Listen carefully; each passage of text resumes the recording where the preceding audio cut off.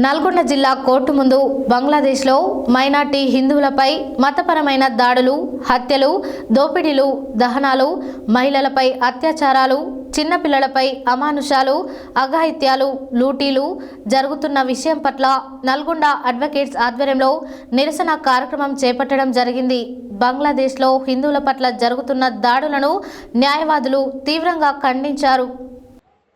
నల్గొండ జిల్లా కోర్టు ముందు బంగ్లాదేశ్లో మైనార్టీ హిందువులపై మతపరమైన దాడులు, హత్యలు, దోపిడీలు, దహనాలు, మహిళలపై అత్యాచారాలు, చిన్నపిల్లలపై అమానుషాలు, అఘాయిత్యాలు, లూటీలు జరుగుతున్న విషయం పట్ల నల్గొండ అడ్వకేట్స్ ఆధ్వర్యంలో నిరసన కార్యక్రమం చేపట్టడం జరిగింది. బంగ్లాదేశ్లో హిందువుల పట్ల జరుగుతున్న దాడులను న్యాయవాదులు తీవ్రంగా ఖండించారు. ఈ సందర్భంగా న్యాయవాది నూకల నరసింహారెడ్డి మాట్లాడుతూ, ప్రపంచంలోని అన్ని దేవాలయాలను పరిరక్షించుకోవాల్సిన బాధ్యత ప్రతి హిందువుపై ఉందని అన్నారు. బంగ్లాదేశ్లో హిందువులపై జరుగుతున్న దాడి పట్ల ఆయన ఆవేదన వ్యక్తం చేస్తూ, ప్రతి హిందువు తన ధర్మాన్ని రక్షించుట కోసం అందరూ సంఘటితంగా పోరాడి హిందూ ధర్మాన్ని కాపాడుకోవాల్సిన అవసరం ఉందన్నారు. బంగ్లాదేశ్లో అరెస్ట్ చేసిన పూజ్యశ్రీ శ్రీ చిన్మయ కృష్ణదాస్ జీని వెంటనే విడుదల చేయాలని డిమాండ్ చేశారు. లేనిచో విడుదలయ్యేంత వరకు ప్రపంచం మరియు భారతదేశం, బంగ్లాదేశ్ అంతటా నిరసన కార్యక్రమాలను మరింత ఉధృతం చేస్తామని హెచ్చరించారు.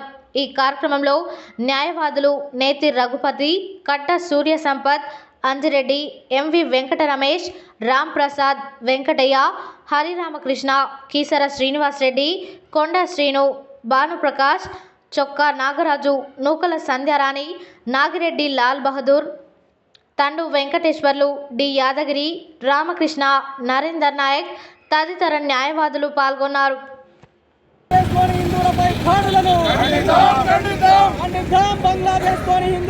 హిందూ దేవాలపై దాడులను జై శ్రీరామ్, జై శ్రీరామ్.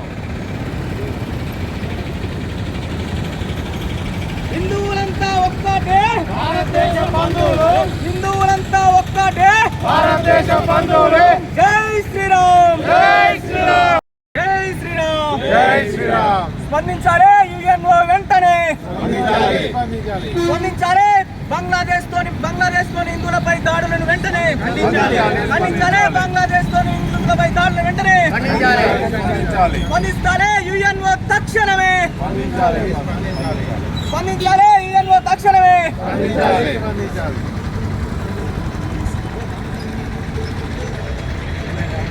అఖండ భారత్లో భాగమై ఈ దేశ విభజనలో భాగంగా భారతదేశం నుండి విడిపోయినటువంటి పాకిస్తాన్లో కానీ, ఆ తర్వాత పాకిస్తాన్ నుండి విడిపోయి బంగ్లాదేశ్లోగా ఏర్పడ్డ బంగ్లాదేశ్లో కానీ, ఈ దేశ విభజన జరిగినప్పుడు కానీ, జరిగిన తర్వాత కానీ అక్కడ ఉన్నటువంటి హిందువులకు ఎటువంటి రక్షణ కల్పించలేకపోయినటువంటి ప్రభుత్వాలు పాకిస్తాన్ ప్రభుత్వం, అదేవిధంగా బంగ్లాదేశ్ యొక్క ప్రభుత్వం.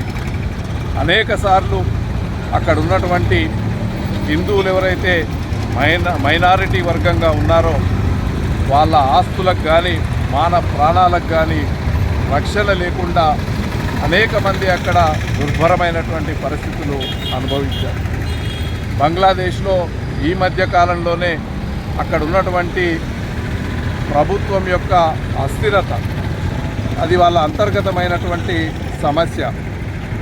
ప్రభుత్వంలో లేకపోతే అక్కడ పరిపాలకుల్లో ఉన్నటువంటి విభేదాలు, సైన్యానికి ప్రభుత్వానికి సమన్వయం లేకపోవడం వల్లనో జరిగిన సంఘటనలను అలుసుగా తీసుకొని అక్కడెవరైతే హిందువులు మైనారిటీలుగా జీవనం కొనసాగిస్తున్నారో వాళ్ళ ఆస్తులపైన ప్రజల ప్రాణాలను కైగొని, అదేవిధంగా మహిళలకు రక్షణ లేకుండా ఒక దుర్భరమైనటువంటి పరిస్థితుల్లో అక్కడ ఉన్నటువంటి పరిస్థితుల్లో ఆ దేశంలో ఉన్నటువంటి ఇస్కాన్ సంస్థ ఏదైతే ఉందో అది కేవలం మైనారిటీలే కాదు, అక్కడ ఉన్నటువంటి మెజారిటీ ప్రజలకు కూడా అనేక రకాలైనటువంటి సేవలు చేసినటువంటి సంస్థ.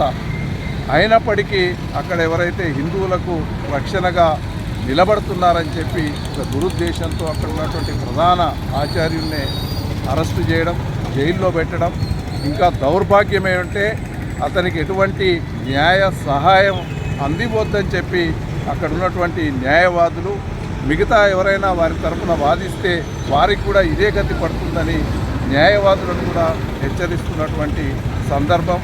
మరి ఇదేం ప్రజాస్వామ్యమో ఇదేం రాజ్యమో అక్కడ తెలియదు.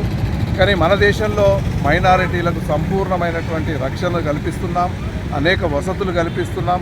అయినప్పటికీ ఈ దేశంలో ఎక్కడైనా ఒక చిన్న సంఘటన జరిగితే అది ప్రభుత్వానికో మెజారిటీ ప్రజలకో సంబంధం లేని అంశాన్ని కూడా భూతద్దంలో చూయించి ప్రపంచ దేశాల దృష్టికి పోయేటట్టుగా ఇక్కడ మీడియాలో కానీ